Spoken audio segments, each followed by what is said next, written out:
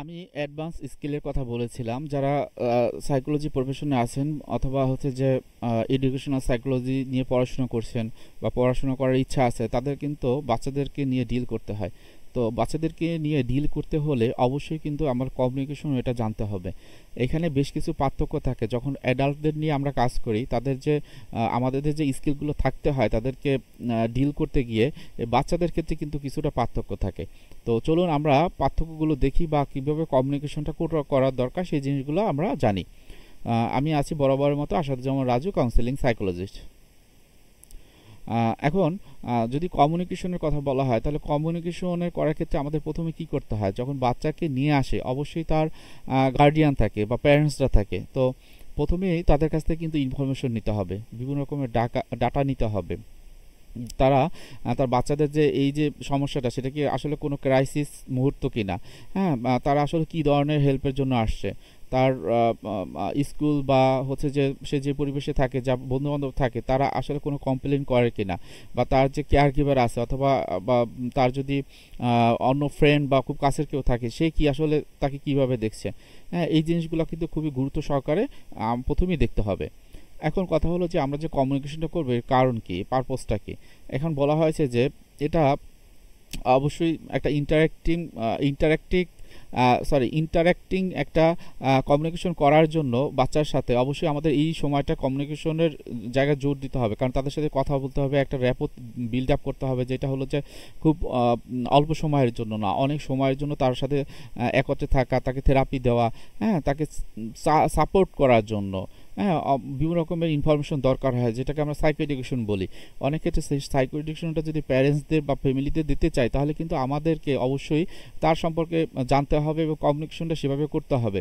যেই প্রসেসটা আছে, অর্থাৎ কাউন্সিলিং বা তাদের ক্ষেত্রে যে সাইকোথেরাপি দেওয়া হবে, সেই প্রসেসটা কিন্তু আমাদের অবশ্যই বলতে হবে। তো বলার ক্ষেত্রে কমিউনিকেশনটা খুবই গুরুত্বপূর্ণ হবে, কেননা আমরা যদি বাচ্চার সাথে কমিউনিকেশন না করতে পারি, তার কথা যদি ভালো করে শুনতে না পারি, তারা কি ধরনের অনুভূতির ভিতর দিয়ে যাচ্ছে, আসলে তারা কি ধরনের ডায়াগনোসিসটা সেটা যদি আমরা করতে না পারি, তখন কিন্তু যে থেরাপির যে অবস্থা সেটা কিন্তু থাকবে না। সো এই জিনিসগুলোর জন্য অবশ্যই আমাদের কমিউনিকেশন ও এটা জানতে হবে। তো এখন বলা হয়েছে যে প্রথমেই যে একটা ট্রাস্ট বিল্ড আপ করা। হ্যাঁ, আমরা যে এই যে বাচ্চাদেরকে নিয়ে আমরা কাজ করব, অবশ্যই তাদের ভিতরে একটা ট্রাস্ট গ্রো করতে হবে, না হলে তো তাদের সাথে কিন্তু আমরা একটা লং টার্ম একটা রিলেশনে আমরা কিন্তু যেতে পারবো না, থেরাপিউটিক রিলেশনে যেতে পারবো না। তো সেই ক্ষেত্রে আমাদের অবশ্যই কিছু স্কিল আমাদের থাকতে হবে। অবজার্ভিং চিলড্রেনের কথা বলা হয়েছে, বাচ্চাকে দেখাশোনা করা, অর্থাৎ হলো তাকে অবজার্ভ করা। এখন অবজারভেশনের কথা যদি বলতে চাই, তখন কিন্তু অবজারভেশনে বিভিন্ন রকমের ইস্যু বা বিভিন্ন রকমের যে ফ্যাক্টরগুলো কিন্তু এখানে কাজ করে। তো চলুন আমরা সেই জিনিসগুলো দেখি। আপনি যদি কাউন্সিলর হন, তবে অবশ্যই আপনাকে কিছু কমিউনিকেশন স্কিল গ্যাদার করতে হবে কনফিডেন্টলি। আপনি যদি হচ্ছে যে এই যে বাচ্চাকে ডিল করতে চান, তো প্রথমে বলা হয়েছে যে অ্যাক্টিভ লিসনিং। আমরা এর আগে মাইক্রো স্কিলগুলো দেখেছিলাম অ্যাডাল্টের ক্ষেত্রে, যে জিনিসগুলো অনেক ক্ষেত্রে কিন্তু বাচ্চাদের ক্ষেত্রেও ব্যবহার করা সম্ভব। তো ওইখানে কি থাকে যে বিভিন্ন রকমের আমরা বলেছিলাম প্যারাফ্রেজিং, রিফ্লেকশন, সামারাইজেশন, ক্লারিফিকেশন, আমাদের অ্যাটেন্ডিং বিহেভিয়ার, হ্যাঁ, ইমপ্যাথেটিক্যালি আন্ডারস্ট্যান্ডিং, একটা ট্রাস্ট ডেভেলপ করা, পজিটিভ ট্রাস্ট। এবং যখন কমিউনিকেশন করব আমরা কিন্তু নন ভার্বালি কমিউনিকেশন করতে পারি। বাচ্চাদের ক্ষেত্রে কিন্তু দেখা যায় তারা কিন্তু নন ভার্বাল কমিউনিকেশনগুলো খুব এনজয় করে, যদি সেইভাবে প্লেইংয়ের মাধ্যমে বা হিউমেরিয়াস হয়ে যদি তাদের সাথে করা যায়। তাদের সাথে একটা ভালো র্যাপো তৈরি করতে হবে। আর এই যে র্যাপো তৈরি করার জন্যই কিন্তু এই যে মাইক্রো স্কিলগুলো খুবই ইম্পর্ট্যান্ট। এবং তাদের আমরা যে আসলে তাদেরকে নিয়ে কাজ করব, কোনো রকম বাউন্ডারি থাকলে বা কনফিডেন্সিয়ালিটির ব্যাপারগুলো আমাদের অবশ্যই আগে থাকতে জানাতে হবে। অনেক সময় বাচ্চাদের বিভিন্ন রকম ক্রাইসিস মুভমেন্টে চলে আসে। এই যে ক্রাইসিস মুভমেন্টগুলো কিন্তু বেশিরভাগ ক্ষেত্রে হয় যে তাদের ভিতরে সেক্সুয়াল ভায়োলেন্স হয়, অথবা অ্যাবুস, অথবা সে প্রতারিত হয়েছে, এই জিনিসটা কিন্তু তাদের ভিতরে কাজ করে। অনেক সময় ভালনারেবল চিলড্রেন যারা আমাদের কাছে আসে, কেয়ার গিভাররাও কিন্তু অনেক সময় বিভিন্ন রকমের অ্যাংজাইটির ভিতরে থাকে। তো এই সময় কিন্তু তাদের কিন্তু স্পেশালাইজ একটা কনসেন্ট্রেশন কিন্তু আমাদের রাখতে হবে। আবার অনেক সময় হয় কি, বিভিন্ন রকমের বাচ্চা নিয়ে আসে যাদের ভিতরে ডিসএবিলিটি থাকে। হ্যাঁ, এই যে ডিসএবিলিটি নিয়ে যখন কাজ করব, অবশ্যই আমাদের এই প্রফেশনে আলাদা কিছু আমাদের স্কিল আমাদের থাকা খুবই জরুরি। এখন যারা হচ্ছে যে বিভিন্ন রকমের ট্রমার মধ্যে দিয়ে যায়, স্পেশালি বাচ্চাদের কথা আমি বলছি, তাদের আসলে কিন্তু কমন কিছু রিয়াকশন আছে। এই যে রিয়াকশনটা, এটা কিন্তু বয়স ভেদে পার্থক্য থাকে। তো আসুন আমরা বয়স ভেদে পার্থক্যগুলো কি সেইটা জানি। প্রি স্কুল পিরিয়ডটা যেটা হলো যে একটা শিশু জন্মের থেকে 6 বছর পর্যন্ত কি হয় যে এই সময় যদি তাদের ভিতরে কোনো ট্রমা কাজ করে, আর আমরা জানি যে ট্রমাগুলো কিভাবে হয়, আমরা পরবর্তীতেই আমরা জানবো যে ট্রমা আর ক্ষেত্রে হলো যে কিছু প্রাইমারি ট্রমা আছে, কিছু সেকেন্ডারি ট্রমা আছে। তো যেই ট্রমা হোক না কেন আমরা বাচ্চা কিভাবে বুঝবো? তো এখানে বলা হয়েছে যদি 0 থেকে 6 বছরের ভিতরে তাদের ভিতরে অনেক বেশি হেল্পলেসনেস থাকে এবং তারা খুব বেশি অ্যাংজাইটি শো করে, তারা অনেক ফিয়ারফুল হয়। হ্যাঁ, আশেপাশে যারা থাকে তারা কিন্তু কমপ্লেন করে। তাদের যে অনুভূতিগুলো, সেই অনুভূতিগুলো কিন্তু আগে হয়তো প্রকাশ করতে পারতো, এখন পারে না। তারা বেশিরভাগ সময় ঘুমাতে পারে না, দেখা যায় যে তারা সবসময় সেপারেশন থাকে বিভিন্ন রকম অ্যাংজাইটি নিয়ে। হ্যাঁ, অনেক সময় কি হয় যে তারা হয়তো আগে ঠিক মতো কথা বলতে পারতো, কিন্তু সে কথাগুলো বলতে পারে না। অনেক সময় যে তারা হচ্ছে যে বিছানাতে প্রসাবের মতো ঘটনাও কিন্তু তাদের ক্ষেত্রে হয়। এরপর হলো স্কুলের চিলড্রেনের ক্ষেত্রে 7 থেকে 12 বছর, তখন কি হয় এই সময়ে এখানে বলা হয় যে feel unsafe at home at or school. তারা এই সময়টা কিন্তু তারা নিজেদেরকে বাসাতেও যেমন সেফ ফিল করে না এবং স্কুলেও সেফ ফিল করে না। তার সাথে সাথে কি হয় যে তাদের স্কুলের অথবা তাদের পারফরমেন্সের জন্য যেই যে ফোকাসটা দরকার, যে কনসেন্ট্রেশন, সেই কনসেন্ট্রেশনটা কিন্তু তারা দিতে পারে না। তাদের ভিতরে বিভিন্ন রকমের গিল্ট, হ্যাঁ, সেম, এই জিনিসগুলো কিন্তু খুব বেশি কাজ করে। তার সবসময় কি একটা হয় যে মনে হয় যে ঘুমাতে পারবো না, ঘুমানো সম্ভব না, সেই জিনিসটা কিন্তু তাদের হয়। রাতে স্বপ্ন দেখে, আবার রাতে অনেক সময় জেগে থাকে। হ্যাঁ, আবার যদি ঘুমিয়েও পড়ে আবার হচ্ছে যে সে কিন্তু তার ভেঙে যায়।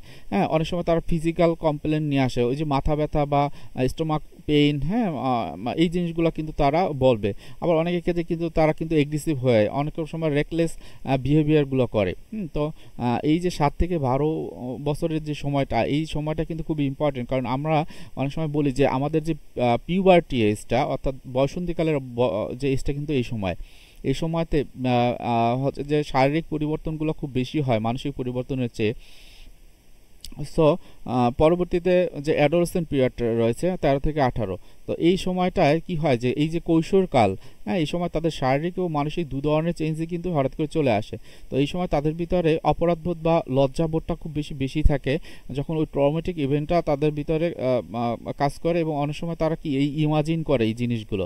হ্যাঁ, অনেক সময় দেখা গেছে যে কিছু কিছু কৈশোরকালীন যে ছেলেমেয়েরা থাকে তারা বিভিন্ন রকমের রিস্কি বিহেভিয়ার কিন্তু এই সময়টায় করে। হয়তো অনেক সময় তারা গ্যাং তৈরি করে, হ্যাঁ, এবং নিজেদেরকে একটু উচ্চ স্তরে রেখে কথা বলতে চায় বা কাজ করতে চায়। এই জিনিসগুলো কিন্তু যারা ট্রমাটাইজ তাদের কিন্তু থাকে। এখন আসেন ট্রমেটিক স্ট্রেসের কথা বলা হয়েছিল। তো এখন এখানে আমি একটু আগে বলেছিলাম যে এই ট্রমার ভিতরে যে হলো দুই ধরনের ট্রমা রয়েছে, একটা হলো প্রাইমারি ট্রমা, একটা হলো সেকেন্ডারি ট্রমা। এখন প্রাইমারি ট্রমা আসলে কোনগুলো, যে জিনিসগুলো তারা বাচ্চারা একদম সরাসরি দেখে, হয়তো বা কোনো একটা আগুন লেগেছে সেটা দেখলো, অথবা কেউ একজন মারা গিয়েছে তাদের সামনে বসে সেটা দেখলো, অথবা প্লেন ক্র্যাশ করেছে সেটা কোনো না কোনোভাবে ফোনে অথবা টিভিতে দেখলো। হ্যাঁ, আবার হয় কি যে অনেক সময় যে অনেকে সুইসাইড করে, ওই জিনিসগুলো দেখলো।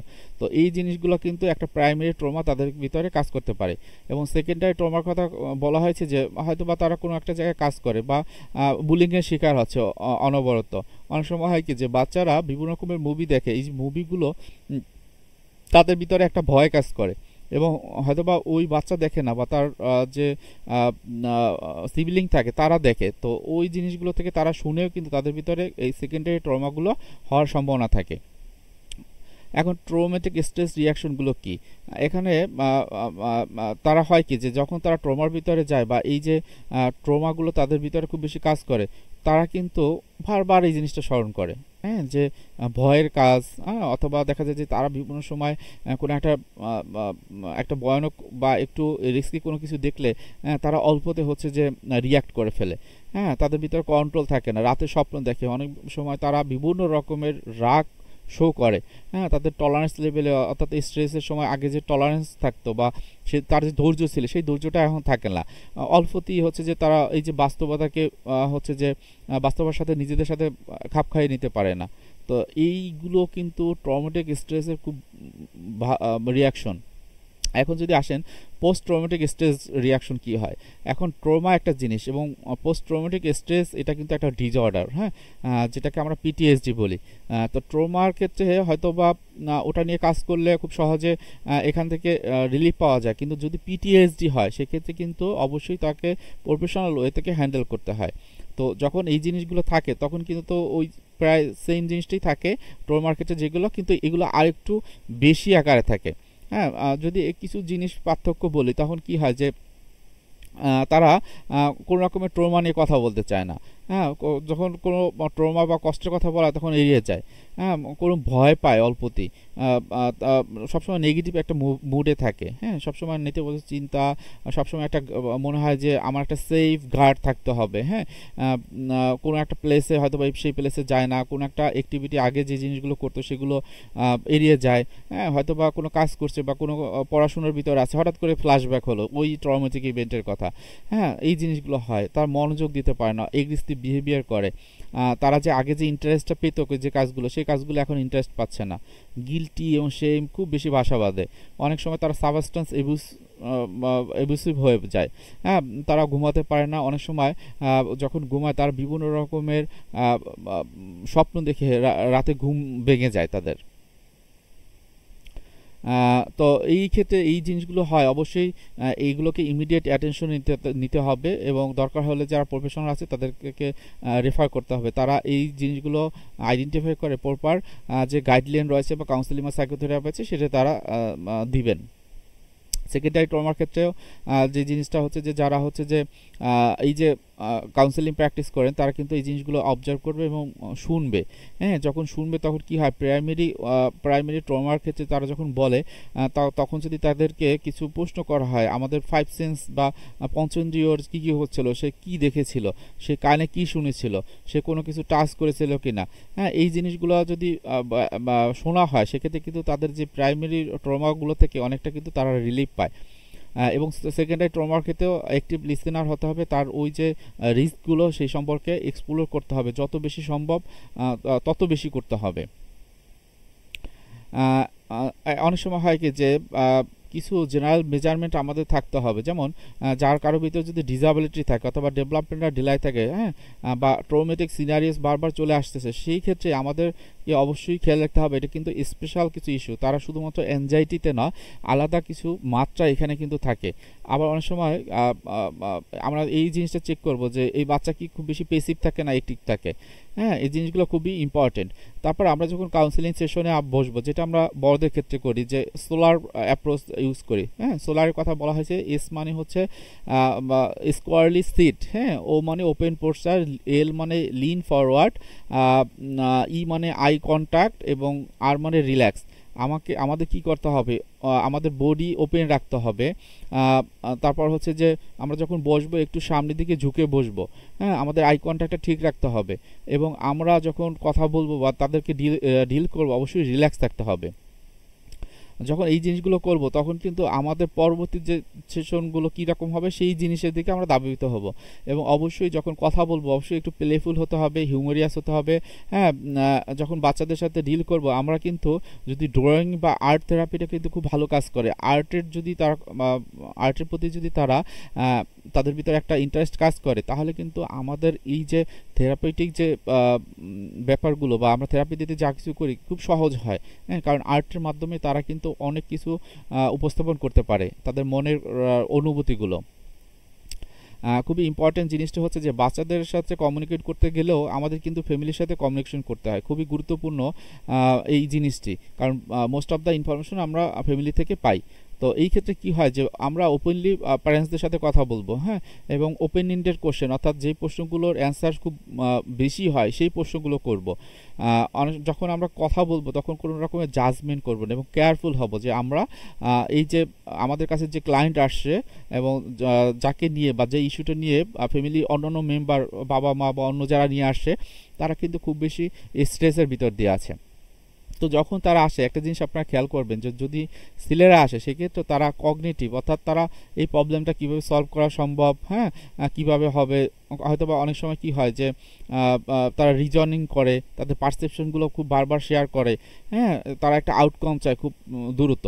এবং যদি মেয়েরা হয় তখন কি হয় যে তারা এই প্রসেসটার ভিতরে ফোকাস করতে চায়, হ্যাঁ, তাদের ভিতর কি কি অনুভূতি কাজ করে সেই অনুভূতি ফোকাসটি কিন্তু তারা ট্রিটমেন্টগুলো নিতে চায়। তো এই যে এই ব্যাপারগুলো আমাদের অবশ্যই খেয়াল রাখতে হবে, এবং খেয়াল রাখার সময় অবশ্যই আমাদের লিসেনিং যে স্কিলটা খুব পারফেক্টলি এই ক্ষেত্রে ব্যবহার করতে হবে।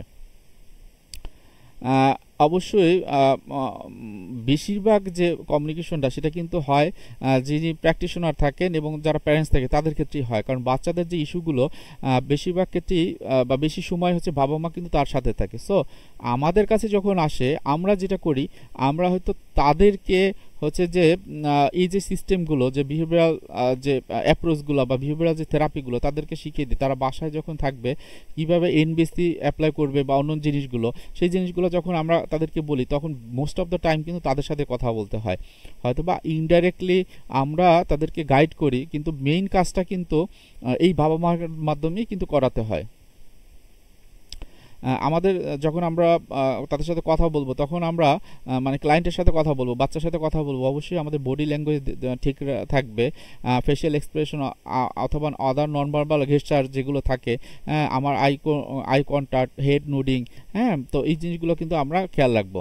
এবং ওই যে কথা বললাম যে সাইকোলজিক্যাল অ্যাসেসমেন্ট কিন্তু খুবই গুরুত্বপূর্ণ, যেটা আমরা করতে পারি, হয়তো অনেক সময় বিভিন্ন রকমের টয়েস বা গেমসের মাধ্যমে কিন্তু এই জিনিসগুলো করা সম্ভব। যেমন আমি আমার চেম্বারে আমি হচ্ছে যে কিছু পুতুল রাখি, হ্যাঁ, পুতুল হচ্ছে যে বাচ্চা ভেদে এটা ডিফারেন্ট থাকে।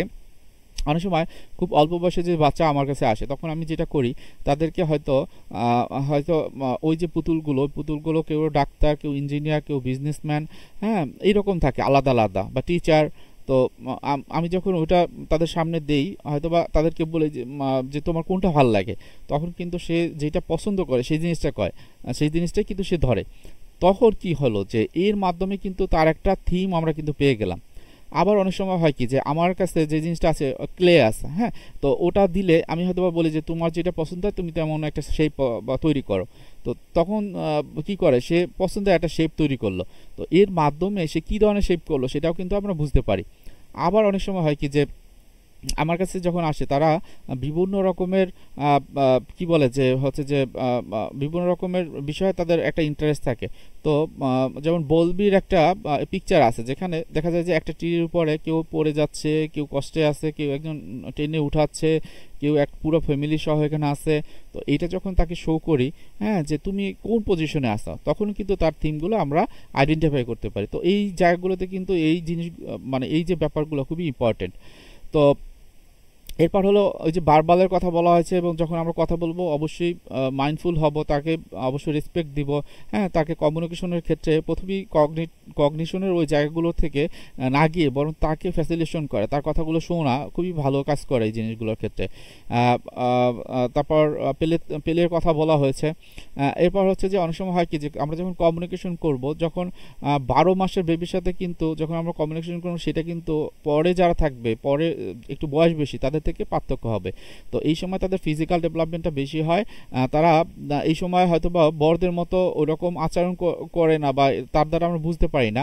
কিন্তু এই সময়টা আমরা যেটা করতে পারি যে তাদের এনভায়রনমেন্টটা দেখতে পারি, হ্যাঁ, তাদের পরিবারে কারা থাকেন বা পরিবারের কাজগুলো কীরকম করে, তাদের অ্যাটাচমেন্টগুলো কীরকম। কারণ আমরা জানি যে অ্যাটাচমেন্টের ক্ষেত্রে কিন্তু 4টা ধরন আছে, হ্যাঁ, secure attachment, secure ambivalent, secure avoidant, secure disorganised. আমরা এই সময়টা কিন্তু তাদের ফ্যামিলি মেম্বারদের যে থিমটা কি, তাদের এই যে অ্যাটাচমেন্টের ধরনটা কি, এই জিনিসটা কিন্তু আইডেন্টিফাই করতে পারি যারা হলো 12 মাস বা 1 বছরের নিচে আছে। তাদের নিডগুলো কিন্তু আমরা বুঝতে পারি অনেক সময় তার ফেশিয়াল এক্সপ্রেশনের মাধ্যমে, হয়তো বা সে কান্না করে বেশি বেশি বা তার স্মাইল দেখে আমরা কিন্তু বুঝতে পারি। অনেক সময় খুব বেশি লোনলি থাকে, হ্যাঁ, এবং মনে হয় যে সে খুব বেশি আনহেভি, সেই জিনিসগুলো কিন্তু আমরা চেক করতে পারি। 5 বছরের বেশি যাদের বয়স তাদের ক্ষেত্রে কিন্তু এটা কিছুটা পার্থক্য হয়, হ্যাঁ, তখন কিন্তু সে কিছু কথা বলতে পারে, হ্যাঁ, এবং যেখানে হচ্ছে যে তার আনন্দ, দুঃখ, বেদনা বা কষ্টের কথা বলতে পারে। তো 5 বছরটা কিন্তু অনেক ক্ষেত্রে যেটা হয় যে প্রি স্কুল পিরিয়ড, হয়তো বা হয় কি বাচ্চাকে 6 বছরে স্কুলে দেবে, তো এর আগে আগে যে চেঞ্জগুলো, যেমন তার কগনিটিভ যে change, social, psychological, biological development, সেই জিনিসগুলো কিন্তু আমরা খুব অল্পের মাধ্যমে অ্যানালাইসিস বা অ্যাসেসমেন্ট করতে পারি যদি তাদের বাবা মার সাথে কথা বলি বা বাচ্চা কীরকমভাবে আমাদের রিয়াকশন করে, সেই জিনিসটা কিন্তু খুবই গুরুত্বপূর্ণ।